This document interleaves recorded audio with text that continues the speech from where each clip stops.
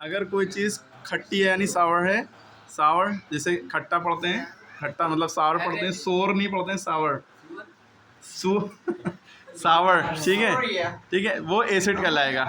ठीक, अगर कोई चीज़ कड़वी बिटर है तो वो बेस कहलाएगा। ठीक है, जैसे नींबू आपका क्या कहलाएगा? एसिड, क्योंकि वो खट्टा है। ठीक है, अब एसिड की बचा नहीं है, उसमें H प्लस लगा होगा जब उसका फॉर्मूला लिखा होगा, तो HCl जैसे लिखिए, इसमें H लिखा है तो समझ जाइए एसिड है वो। H2SO4 यानी sulphuric acid, king of chemical, chemical का राजा, सल्फ्यूरिक एसिड। तो ये कार की बैटरी में भी होता है, ये आपके पेट के अंदर होता है खाना बनाने के लिए, स्टमक में, हाँ। और ये H2SO4 सल्फ्यूरिक एसिड, ये भी आपका एसिड है क्योंकि H है। बेस कड़वा होता है, OH माइनस इसमें होगा, देखिए OH लिखा होगा इसमें लास्ट में।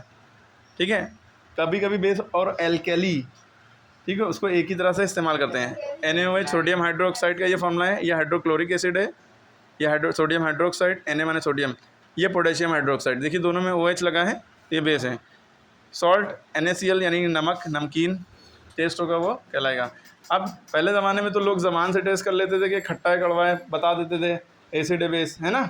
लेकिन अब जो है लिटमस पेपर है आपके पास, रेड कैबेज है, लीव्स है, टर्मरिक है, इन सब चीज़ों से आप बता सकते हैं। और मेथिल ऑरेंज है और फिनोप्थिलीन है, आप ऑल फैक्ट्री इंडिकेटर भी हैं, तो इससे भी आप बता सकते हैं, ऑल फैक्ट्री इंडिकेटर सॉरी, कि वो एसिड है कि बेस। अब अच्छा, आप लिटमस पेपर मान लिया आपने रेड कलर का लिया, कैसा लिया आपने? लाल कलर का, उसमें कोई भी किसी भी चीज़ की बूंद टपकाई, आपको नहीं पता है कि वो एसिड है कि बेस, पता करना है। अगर उसका कलर ब्लू हो गया, नहीं, अगर उसका कलर ब्लू हो गया रेड से, तो समझ जाइए जो चीज़ आपने टपकाई थी वो क्या है? बेस है। लेकिन अगर आपने रेड पेपर पे रेड एसिड टपकाया, यानी कि नींबू टपकाया मान लिए, और रेड, तो रेड से वो रेड ही रहेगा, एसिड में कलर चेंज नहीं होगा रेड पेपर का। ठीक, लेकिन अगर ब्लू पेपर लिया है, इसमें अगर आपने एसिड सब टपकाया या जो चीज़ टपकाई वो एसिड है बेस है, कैसे पता चलेगा? अगर ब्लू से उसका कलर लाल हो गया, रेड हो गया, ब्लू से रेड हो गया, तो समझ जाइए जो आपने टपकाया था वो एसिड है, खट्टी चीज़ है। ओके, ठीक है। और अगर आपने ब्लू पेपर पे बेस टपकाया, कड़वी चीज़ टपकाया, वो ब्लू ही रहेगा, उसका कलर नहीं चेंज होगा। इसी तरह आप हल्दी के बारे में जानते हैं, टर्मरिक, टर्मरिक का कलर कैसा होता है? पीला, है ना, येलो होता है। आपने कोई चीज़ खाई, आपकी शर्ट पे क्या गिर गई? हल्दी, हल्दी का धब्बा लग गया। अब उसको जब आप धोएंगे, वॉश करेंगे, किससे धोएंगे? साबुन से। साबुन होता क्या है? बेस होता है, पता है ना। जो चीज़ चिकनी होगी, स्लिपरी होगी, वो बेस होगा। ठीक है, तो साबुन काहे थे, अलगी अलग चीज़ हो गई। ठीक है, और जब आपने इसको वॉश किया तो इसका कलर जो है, हल्दी का कलर थोड़ा रेडिश हो जाएगा, लाल कलर का।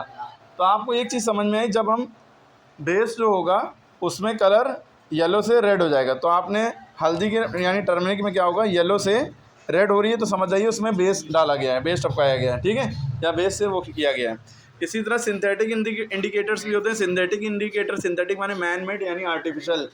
ठीक है, और ये लिटमस पेपर वगैरह ये लिक्विड में भी लिया जा सकता है, और लिटमस और पेपर की फॉर्म में भी हो सकता है, इसे नेचुरल इंडिकेटर कहते हैं।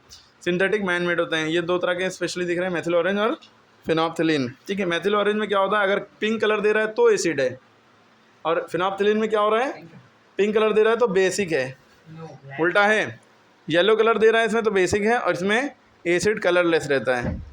ओके, अब एक होता है ऑल्फैक्टरी इंडिकेटर, जिसमें ओडर, ODOUR, ओडर माने होता है स्मेल। जिसमें ऑल्फैक्टरी इंडिकेटर में स्मेल चेंज होती है।